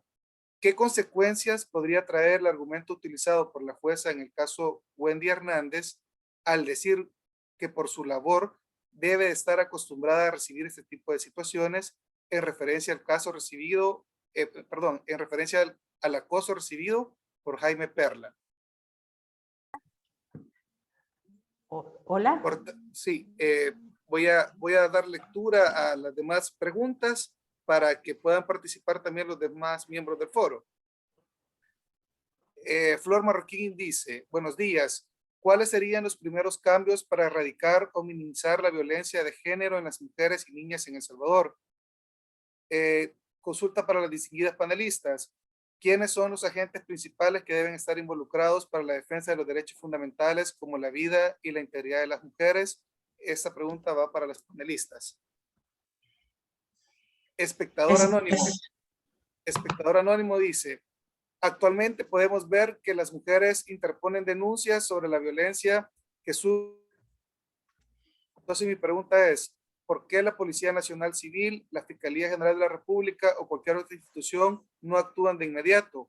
Denuncias hay, pero las instituciones actúan hasta que ya ha sucedido un incidente irreparable. Eso es lo que está sucediendo en este año 2021. Finalmente tenemos otro espectador anónimo que dice, muchas gracias por este espacio. Son muy importantes para comprender el fenómeno de violencia contra las mujeres y para poder avanzar en ese tema tan importante. Esas serían básicamente las preguntas y comentarios. Cedo la palabra nuevamente a la consultora Alba Evelyn Cortés Alegría y a los demás miembros del panel que quieran incorporarse en el espacio de preguntas y respuestas. Sí, gracias. En realidad, lo que por regla general estamos detectando en el sistema de administración de justicia al hacer el análisis de otras sentencias que no tienen perspectiva de género ni se basan en el derecho antidiscriminatorio por motivos de sexo, es que existe todavía una resistencia a aplicar la obligatoriedad de la convencionalidad que está por encima de las leyes nacionales al caso concreto, y existe una reiteración de aplicar solo las normas nacionales, descuidando o desvirtuando la aplicación no solo de los tratados internacionales de derechos humanos, sino que más allá de ellos, otros estándares o mínimos de protección que nos da, por ejemplo, la jurisprudencia de la Corte Interamericana de Derechos Humanos. Esto yo creo que tiene mucho que ver también con la enseñanza del derecho. Primero porque yo estudié Derecho Penal, estudié Teoría del Delito, he dado clases de Derecho Penal y le puedo decir que tengo 30 años de ser abogada y no cambia en la forma de enseñar el Derecho Penal. Y el Derecho Penal tiene que fusionarse la teoría del delito con la teoría de género. Esa fusión no se hace en la enseñanza. Y sí viene a ser una exigencia en los fallos judiciales por los controles de constitucionalidad, de convencionalidad. Pero a mi modo de ser, todas las personas que estamos vinculadas con el sistema de administración de justicia, las personas litigantes, no nos puede dejar de exigir la aplicación de los estándares de derechos humanos y la jurisprudencia. Pero yo le puedo decir que en 30 años que yo tengo de ser abogada, nunca he sido evaluada si todavía tengo los conocimientos adecuados para ejercer mi carrera. Y bien interesante verlo porque los abogados que estamos ahorita, que nos graduamos en los años 90, por decir algo, nos ha tocado aprender nuevas especialidades del derecho y aprender nuevos códigos. Por ejemplo, yo ya llevo 3 códigos procesales penales nuevos y 2 códigos penales. No había código de familia, se regulaba la familia a través del Código Civil. No había ley contra la violencia intrafamiliar, no había ley especial integral para una vida libre de violencia para las mujeres, no había ley de igualdad, no había ley PINA. ¿Y quién evalúa en las personas abogadas, litigantes, estos conocimientos especializados? Nada. ¿Quién los evalúa en la policía? Hacemos mucho esfuerzo por capacitar, pero ¿cómo se evalúa que los conocimientos sean puestos en práctica? ¿Cómo se evalúan en fiscalía? Y yo sí lo puedo decir que el CNJ tiene una gran responsabilidad cuando haga sus evaluaciones judiciales, a él le toca las evaluaciones judiciales, hacer este control de convencionalidad y de jurisprudencia, porque ya hay una sentencia de la Sala de lo Constitucional que dice que el artículo 246 de la Constitución, que nos obliga a aplicar todo el corpus juris de derechos, la Constitución, las leyes, en realidad lo que nos obliga es aplicar las fuentes del derecho y la jurisprudencia constitucional, y en este caso de la Sala de lo Penal, es fuente de derecho. No puede haber, después de que la jurisprudencia de la Sala de lo Penal con perspectiva de género se está publicando, no puede haber como una excusa para no llevar estos conocimientos a aplicarlos al fallo en concreto, porque entonces estaríamos violando el principio de legalidad. Y creo que llegar a este punto con esta publicación es tan relevante porque este punto nos lleva a entender que yo en lo individual, como funcionaria judicial, no podría desconocer esta jurisprudencia que antes no existía. Y de ahí el valioso esfuerzo de haberla compilado y de haberla analizado. Y sí se ven muchos avances, pero todavía no son estandarizados. Creo que la enseñanza de la teoría del delito fusionada con la teoría de género es importante. Existe un mito de que solo las mujeres feministas o las mujeres que se dedican a defender mujeres son las que tenemos que conocer la teoría de género, y eso no es así.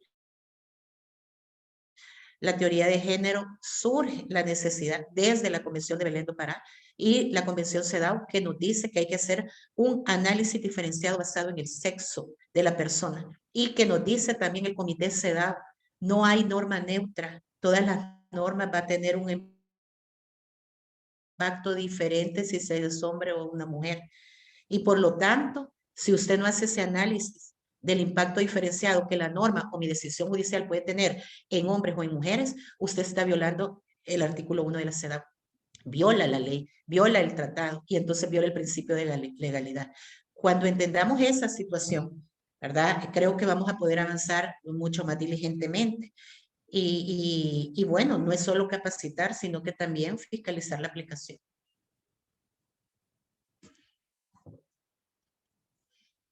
No sé si había otra. Ah, alguien preguntaba, perdón, ¿por qué los policías no capturan? ¿Verdad? Algo decía usted. Esto es bien importante. Fíjense que la transformación se puede decir estructural que ha sufrido la Policía Nacional Civil hasta antes de 1996, que se aprueba la ley contra la violencia intrafamiliar, la policía no tenía ninguna función que hacer en el ámbito privado o intrafamiliar. De hecho, los mismos códigos penales y las mismas leyes de la policía decían que la función de la policía era mantener el orden público, entendiéndose como orden público lo que pasa en cualquier lugar que no sea el ámbito privado, llámese instituciones, parques, calles, barrios, pero no el hogar, porque dentro del hogar, el antecedente legal histórico que tenemos en El Salvador es que ni siquiera un juez podía entrar a un hogar donde el marido estuviera ejerciendo las correcciones domésticas contra su mujer. Y lo digo textualmente como decía. Y eso lo decía el Código Penal del siglo XIX, donde hablaba una persona que esté privada de su libertad en lugar privado, o sea, en un hogar, será, dice, tiene derecho a que la policía llegue y sea puesta en libertad inmediatamente. Y que un juez vaya y conozca su causa. Pero esto, dice, no es posible, o sea, se excepcionan los casos donde alguien esté maltratando a una persona en el ejercicio del derecho de corrección del marido. O sea, si es mi marido que en el ámbito privado me está maltratando, en cuyo caso dice, ni el juez podrá interrumpir, no podrá ingresar. Por eso es importante conocer las instituciones de qué venimos. Venimos en El Salvador de ser permisivos de la violencia contra la mujer. Se permitía que el hombre la maltratara y la policía no podía intervenir porque era un derecho marital. Y por lo tanto la policía no se vinculaba a andar protegiendo mujeres que reciban violencia en el ámbito privado, mucho menos en el ámbito público, porque antes de 1950 no teníamos derechos políticos plenos las mujeres.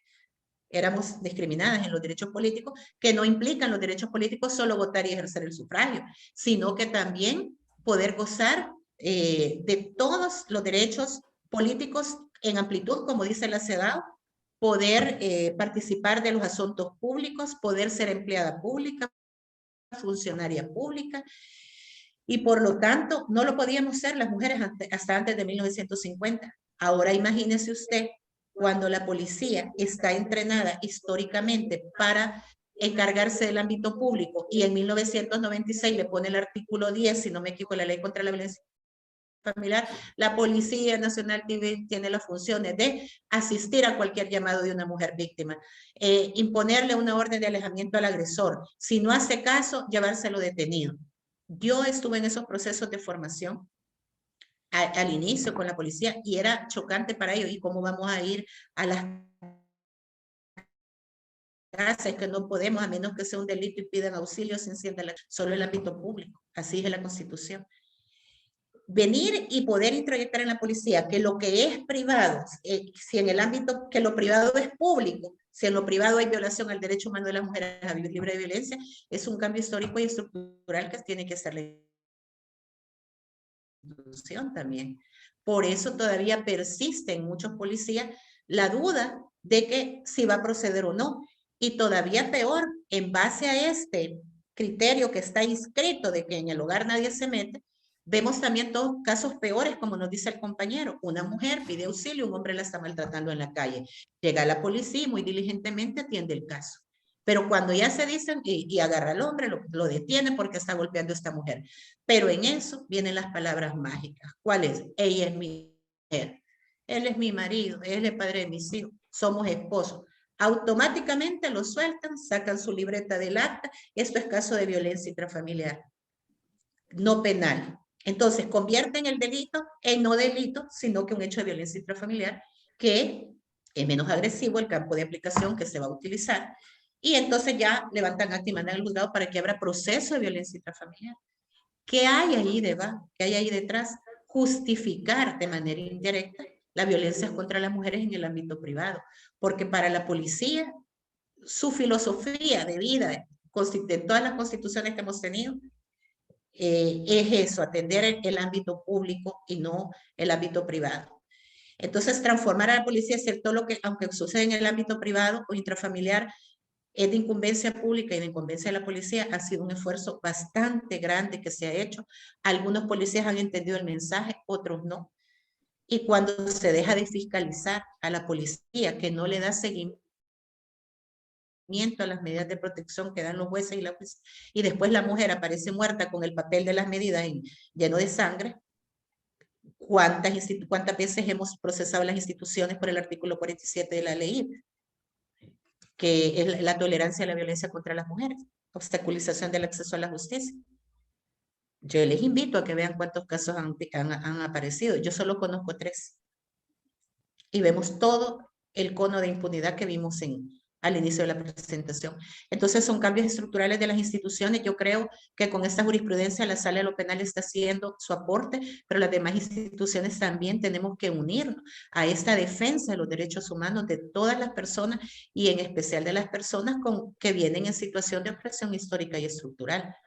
Entender que no todas las violencias son iguales para las personas y que hay violencias generales o sociales, pero que hay violencias dirigidas a unas personas por su condición de tales, por su condición de ser niña, de ser niño, por su condición de mujer, por su condición de una discapacidad, por su condición de adulta mayor, por su condición étnica, por su condición de ser una persona en situación de pobreza o de vulnerabilidad social o económica. Cuando aprendamos a ver que no todas las personas estamos en la misma posición, no tratar igual a los desiguales, entonces va a haber un mayor avance, pero no solo exigiéndoselo a la Corte Suprema de Justicia, sino que al Estado en general, incluso a las demás instituciones. Muchas gracias, señora consultora. Han caído otras consultas y comentarios. Particularmente, Elena Alfaro menciona, interesante y sumamente importante los aportes como Ministerio de Trabajo que estamos aplicando integralmente la legislación nacional e internacional en casos de vulneración de derechos laborales, que también son derechos humanos. Una pregunta concreta para usted, señora consultora, viene de parte de Marisela Tuché y dice, me gustaría saber si en la resolución donde se ordena a la ANSP incluir temáticas de prevención de violencia de género, si las indicaciones que se les dio se han cumplido y si hay un plazo para cumplirlas. Le hago esta consulta antes de habilitar el micrófono para las demás panelistas que se quieren opinar sobre las preguntas planteadas. Fíjese de que sí conozco que la sentencia de reparación integral y de medidas de no repetición para la NSP fue enviada al ISDEMU como ente rector. Retomo la pregunta. De la ley contra la violencia intrafamiliar y de la política nacional de prevención de la violencia contra las mujeres. Desconozco qué seguimiento le ha dado el ISDEMU, pero sí le puedo decir que han habido mandatos de reparación y prevención de hechos reiterados y de reparación integral que han sido mandados al Ministerio de Educación y que la señora ministra de Educación inmediatamente las ha acatado y ha dado más de lo que se ha ordenado. En este caso, en a las niñas huérfanas de feminicidio, se ordenó garantizar el derecho a la educación y además no solo se les consiguió cupo en los institutos de escuela, sino que se les dio antes de que se hiciera la distribución de las computadoras. La señora ministra ordenó que se le diera a las 2 niñas. No había todavía acceso universal de los estudiantes al internet y se les dieron tarjetas para que pagaran el internet y un estipendio mensual a la adolescente que era mayor, que iba en bachillerato, que ese estipendio era para otras condiciones, pero dada la situación de máxima vulnerabilidad, su madre muerta, degollada, su padre en situación de maltrato hacia sus hijas, porque dice padre no localizado, bien romántico, en realidad está maltratando a sus hijas por el abandono. No tienen padre, la madre muerta y el hombre con que convivían y mató a su madre. Dígame usted si el ministerio no tenía que dar un plus de protección a lo que se puede dar a la garantía de la educación.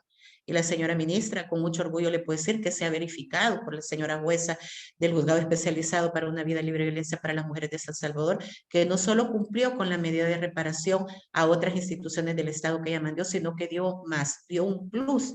Y ojalá todas las instituciones actuaran con esa debida diligencia.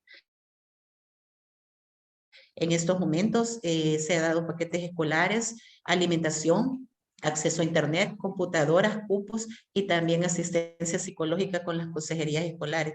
Por lo tanto, si las instituciones del Estado acatan las medidas de reparación, así como la ministra de Educación, yo creo que iríamos avanzando a pasos agigantados. Pero desconozco qué seguimiento le tiene que haber dado el ISEMU. No dudo que tuvo que haber cumplido con la orden judicial. Muchas gracias, licenciada Cortés. Retomando una de las preguntas para las demás penales, ¿cuáles serían los primeros cambios para erradicar o minimizar la violencia de género en las mujeres y niñas en El Salvador? ¿Y quiénes son los agentes principales que deben estar involucrados para la defensa de los derechos fundamentales como la vida y la integridad de las mujeres? Cedo la palabra a las demás panelistas para que si quieren brindar un aporte o una visión con respecto a estas preguntas formuladas.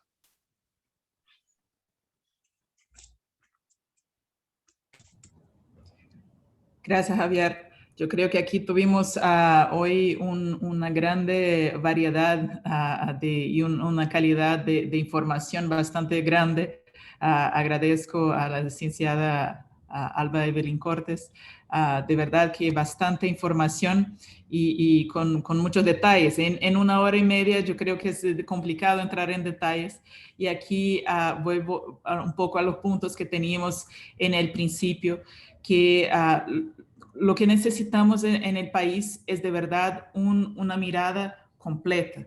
No se puede mirar solamente el lado de justicia, sin mirar la integración de estas mujeres en la sociedad, sin mirar su parte social, sin mirar la entrada económica, sin mirar la parte de desarrollo. La licenciada empezó su ponencia en 1950. Empezó cuando las mujeres no tenían derecho, cuando las mujeres no tenían y las modificaciones de la ley. Hubo una gran evolución en las modificaciones de la ley, pero no vemos la misma evolución en parte de inserción en el trabajo, en inserción como un miembro igual de la sociedad. Entonces aquí yo creo que lo más importante es volver al punto que yo mencionaba al principio, que es de la mirada multidimensional. Como PNUD estamos muy de la mano con la Corte, aportando aquí y con los otros socios que mencioné, con la Unión Europea, con todas las Naciones Unidas, con USAID, que están muy presentes y de la mano para apoyar. Y también no solamente mirar al eje de justicia. Cuando miramos al eje de justicia es el eje final. Tenemos que mirar desde el principio de la niña y este continuo de violencia que está sufriendo y este continuo de falta de inserción en la sociedad. Entonces aquí es un poco esta mirada que tenemos, y para contestar muy de forma genérica la pregunta, porque no tenemos tiempo de entrar en los detalles, pero para nosotros es un poco este punto es fundamental, es de verdad. No podemos mirar la violencia sin la economía, no podemos mirar la economía sin la violencia. Esto tiene que ir de la mano. Y también romper todos estos paradigmas que se han tenido hasta hoy, que son, y de toda América Latina, no es exclusivo de El Salvador, que es las limitantes para las mujeres de entrar desde la escuela, de entrar en tener acceso a educación, tener acceso a ciertas carreras en la vida, tener acceso a ciertos empleos. Y esto se va rompiendo, pero tenemos que acelerar de una forma muy, muy drástica. Muchas gracias. Tal vez yo quería participar, muy de acuerdo con lo que dice la señora Georgina, y quería solo dar este aporte. El artículo 8 de la Convención de Belém do Pará nos da la ruta de trabajo para erradicar, ojalá, la violencia y discriminación contra las mujeres basadas en su género, por motivos de sexo, como dice la Constitución salvadoreña. Y ahí yo le puedo decir que nos da como cierto plan de acción y dice: comiencen por erradicar los estereotipos de género, dejen de reproducirlos. eliminen las prácticas sociales reiteradas que recuerdan la subordinación de las mujeres a los hombres. Eliminen las prácticas culturales que recuerdan que los hombres tienen derechos sobre las mujeres. Eliminen la discriminación contra las mujeres, entendida no solo la discriminación directa, sino que la indirecta, la que sea individual, colectiva, de hecho, de derecho. Y son esos pequeños, grandes pasos que tenemos que empezar. Yo le voy a decir algo. De pronto se va a capacitar a una alcaldía sobre el derecho de las mujeres a una vida libre de violencia. Y el siguiente sábado están con el carnaval o por las fiestas patronales. Y lo primero que llevan son orquestas con música sexista contra las mujeres, el concurso de Mi Chiquitita que sale tirando besos y todo y da la vuelta, a ver si tiene cómo está. Y eso está prohibido. Es que la gente le gusta, la gente le... No, eso está prohibido, estereotipar a las niñas como objetos de deseo, de belleza, además adultizarlas. La música tiene que ser controlada si se paga con impuestos, que son dineros públicos. No tenemos que llegar a poner música sexista, porque la música domina parte de la mente también. Usted quiere ponerse a llorar, ponga una música triste. Quiere levantar el ánimo, pone algo para bailar. Igual cuando mandan los mensajes, las canciones de Él se acosta. Yo la maté, ¿verdad? Y soy responsable de ese crimen, pero sé que si hay justicia, enseguida me darán la libertad porque la maté por haberme traicionado con mi mejor amigo. O la cárcel de Sing Sing, ¿verdad? Aquí estoy en la cárcel de Sing Sing, condenado a muerte porque maté a la mujer que fue infiel. O el preso número 9 ya lo van a fusilar, ¿verdad? Por haber matado a su esposa y al mejor amigo. Dígame usted, señor juez, ¿qué haría si encontrara a su mujer en brazos de un canalla? Lo mismo que usted. Y se siguen escuchando esas canciones que fomentan y toleran el feminicidio. Entonces, esos pequeños, grandes cambios son los que hay que dar, pero de verdad adoptarlo. Las campañas son buenas, pero ya cuando esa mujer denuncia, es tan difícil denunciar para una mujer, por cuando ha recibido la violencia en el ámbito privado, cuando todos aquellos mandatos de mujeres son mantener el hogar, cohesionarlo, perdonar 70 veces 7, ser una gran madre, mujer, esposa, morirme incluso de parto, pero que viva mi hijo, no pedir que me salven mi vida porque dejo 3 hijos más que criar. Esos son estereotipos de género que nos meten bajo los arquetipos de mujer ideal, madre anegada, madre insigne, esposa fiel, y de los arquetipos surgen los estereotipos. Si seguimos aplicando esos estereotipos, la mujer nunca va a ser libre de violencia. Si seguimos reproduciendo las prácticas sociales y culturales, desde el vestido de blanco, como digo en mi libro, ¿qué implica? Yo me lo pongo porque pues sí me dijeron que fuera de blanco al casarme. Pero ¿qué implica el blanco? La virginidad, la no defloración, el acto de penetración por un patriarca hombre que la virginidad va a garantizar que el producto de la concepción sea de él. Y son prácticas ancestrales y estamos en el año 2021 y las seguimos reproduciendo. El lazo al casarnos, indisoluble. ¿Cómo usted, una mujer que está casada por la iglesia con el lazo que es indisoluble porque no tiene nudo, le dice rompa la relación con ese agresor o va a terminar muerta? ¿Cómo lo hace? O la mujer que denuncia porque se siente amenazada en su vida, pero inmediatamente lo mandó preso. Qué mala, lo mandó preso. Yo no lo mandé preso, se mandó preso él, pero a mí me culpan. Entonces, es todas esas pequeñas cosas que ya nos dice el 8 de la Belén do Pará. Hagamos un plan de trabajo sobre eso. ¿Qué acciones hace mi institución que están reproduciendo estereotipos de género? Desde el anuncio que se necesitan motoristas, sexo, hombre, ya usted está reproduciendo discriminación contra las mujeres en el ámbito del trabajo. No le vamos a poner hombre para no discriminar. Requisito, licencia pesada. ¿Cuántas mujeres en El Salvador tenemos licencia pesada? El 2% de mujeres de todas las licencias. ¿Y para qué quiere licencia pesada? ¿Tiene usted camiones de volteo que va a manejar el motorista aquí? No, es que para ver la mayor experiencia. Entonces, ¿por qué no pide licencia particular o liviana para poder manejar pica? Entonces, esas son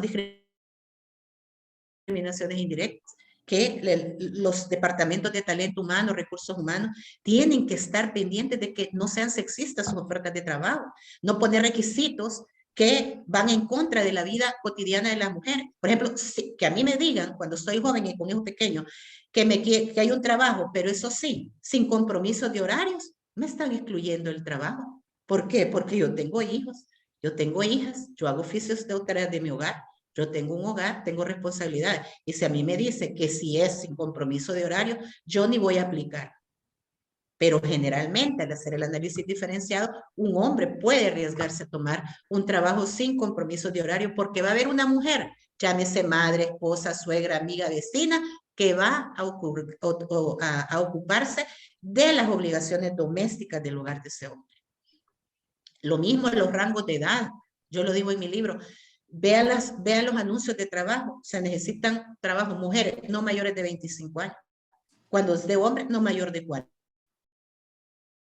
O sea, hay 15 años de ventaja en el acceso al trabajo. Y esos son anuncios que salen de manera cotidiana y está prohibido por la ley de igualdad, pero se sigue reproduciendo. Entonces son esos pequeños grandes pasos para llegar a la meta. Muchísimas gracias. Agradecemos la intervención de la consultora Alba Evelyn Cortés Alegría con sus respuestas y también con el contenido jurídico de la jurisprudencia que nos ha compartido en este webinar. Agradecemos a todas las personas que han realizado comentarios y preguntas. Lamentablemente, por cuestiones de tiempo y conectividad, vamos a dar por finalizada esta etapa de preguntas y respuestas. Se las trasladaremos a la consultora para buscar la manera de que le pueda responder las preguntas y comentarios realizados y procederemos al cierre del webinar que está a cargo de la señora magistrada de la Sala de lo Penal, Doriluz Rivas Galindo, a quien cedo la palabra.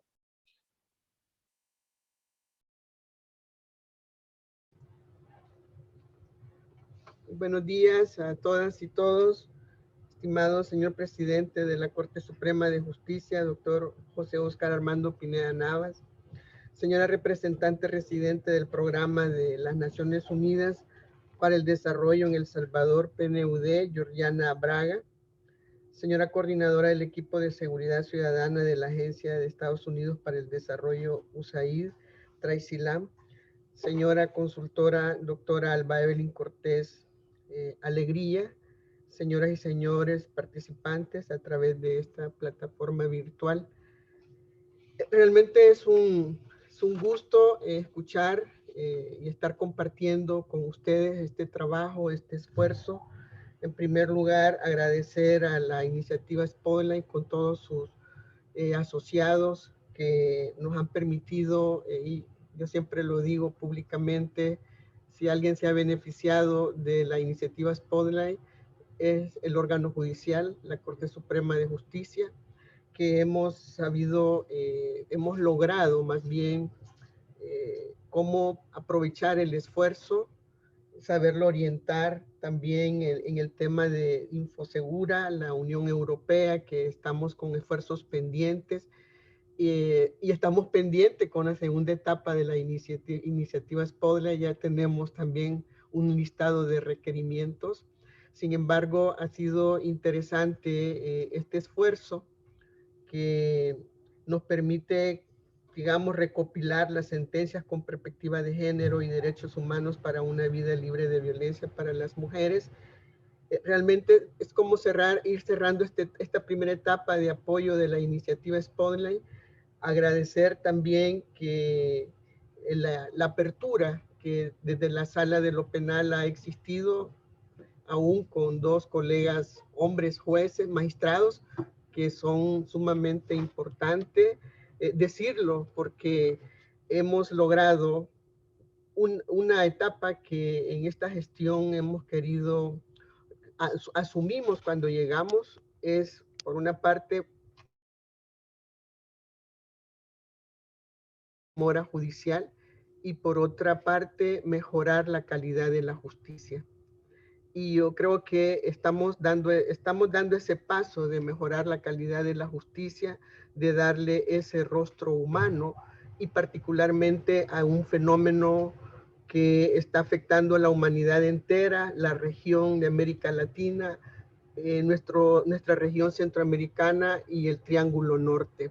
No podemos dejar de ver realmente el problema serio de violencia, que ya aquí se está discutiendo también, que es un problema estructural, es un problema que no solo es de acceso a la justicia, sino también de exclusión social, de falta de políticas públicas, de falta también de responsabilidad de todos los actores de la vida nacional. Como Sala de lo Penal, nosotros estamos con esta intención de dar este paso para la búsqueda de ir estandarizando los criterios jurisprudenciales. Un aspecto claro, como lo decía la consultora, es la importancia del control de convencionalidad, la humanización de la justicia, el acceso a la justicia a las mujeres y también aspectos bien relevantes que tienen que ver, por una parte, que la responsabilidad civil no es igual que la reparación del daño, particularmente en el caso de las mujeres, niñas y adolescentes. Tenemos que avanzar en materia procesal con el tema de la perspectiva de género. Yo creo posición del derecho de las mujeres sobre los hombres, no. En el sistema de justicia ha sucedido, y yo siempre me he considerado una funcionaria y una jueza amante del garantismo, pero el garantismo no nos puede cegar para relegar los derechos de las víctimas, para relegar también los derechos de las mujeres en particular que son víctimas de violencia.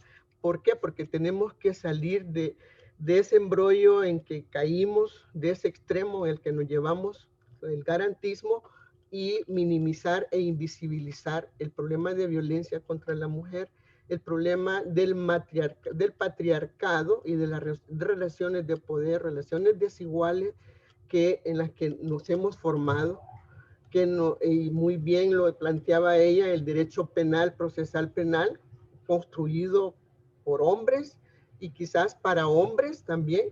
Entonces tenemos que romper esos esquemas y no nos debemos de preocupar, porque no es que estamos renunciando a garantías constitucionales ni derechos fundamentales de los imputados ni nada por el estilo, nada más como nosotros estamos reforzando el derecho antidiscriminatorio, cómo estamos reforzando el enfoque de género y este tema trascendental, como ya lo señalaba la doctora, el tema del control de convencionalidad, cómo también ir apropiándonos de los estándares internacionales que dan los tribunales internacionales en materia de derechos humanos, particularmente en derechos de acceso a la justicia a las mujeres, a las niñas, niños y adolescentes. En este estudio realmente se refleja también la necesidad que toda la judicatura del país trascienda precisamente de cómo ir desmontando las miradas tradicionales del acceso a la justicia.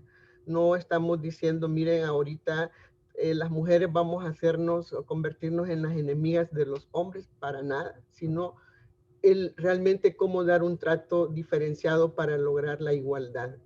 Nosotros no podemos seguir naturalizando el patriarcado ni las relaciones de poder. Tenemos que desaprender una cantidad de prácticas, una cantidad de formas de cómo nos explicamos el fenómeno de la violencia. Y me gusta lo que escucho este día de la doctora Braga decir que realmente es un fenómeno multidimensional, y el derecho tiene que dar respuestas también multidimensionales, no quedarnos con el excesivo formalismo de la ley y quedarnos ahí. Tenemos que trascender, no nos podemos olvidar de ella, pero la misma nos abre las puertas para poder avanzar, para poder traer el derecho constitucional, para poder traer las jurisprudencias, los tratados internacionales en materia de derechos humanos, e ir transformando también la justicia en El Salvador.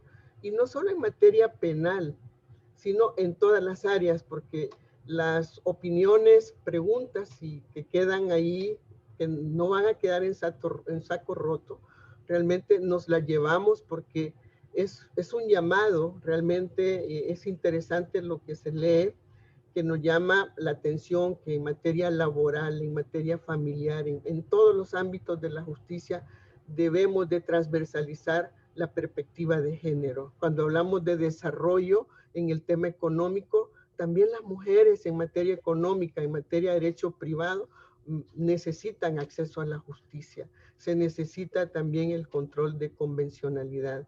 Entonces, sí creo que hemos dado ese paso. Agradecer por la excelente ponencia y el excelente análisis que se ha hecho. También no solo hay sentencias de la sala de lo penal, sino también de otros tribunales, que es un dato sumamente importante también, porque en esa ruta debemos de caminar.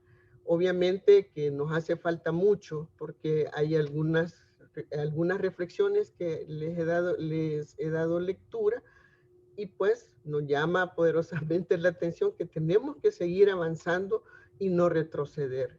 No debemos de dar marcha atrás, debemos de seguir con esa utopía de acceso a la igualdad, a un derecho igualitario entre hombres y mujeres. Merecemos realmente como sociedad salvadoreña ir transformándonos una cultura de paz, una cultura sin violencia, pero también que no existan tantas inequidades entre hombres y mujeres. Yo creo que es valioso este esfuerzo, esta reflexión. Decirles que va a quedar en el Centro de Documentación Judicial el link para poder accesar al estudio, porque hay bastantes requerimientos sobre él, y posteriormente pensamos hacer una publicación en físico con el apoyo también del PNUD, y poder también compartirlo y que sirva. Es una herramienta que nosotros hemos pedido que se construya para que pueda ser de utilidad también a otros tribunales, a todas las partes que intervienen. Yo sé que no estamos en el nivel que quisiéramos, pero estamos avanzando y ténganlo por seguro que esto tiene que seguir, porque hay que profundizar realmente en el problema serio que las mujeres en nuestras sociedades están viviendo en los últimos tiempos. Y tenemos que salir de ese embrollo, de ese embudo, pero realmente con un sistema y con miradas distintas, con respuestas integrales. Obviamente, esta es una parte de la solución, pero la respuesta debe de ser integral. Es interesante cuando vemos algunas medidas de reparación que tenemos, que hay deudas pendientes todavía, cómo se deben de garantizar su cumplimiento, felicitar el esfuerzo de las juezas y los jueces que tienen este compromiso de garantizar el acceso a las mujeres víctimas de violencia, y sin lugar a dudas tenemos que avanzar, tenemos que hacer correctivos, pero estamos encontrando la ruta correcta precisamente para ir construyendo una sociedad más igualitaria.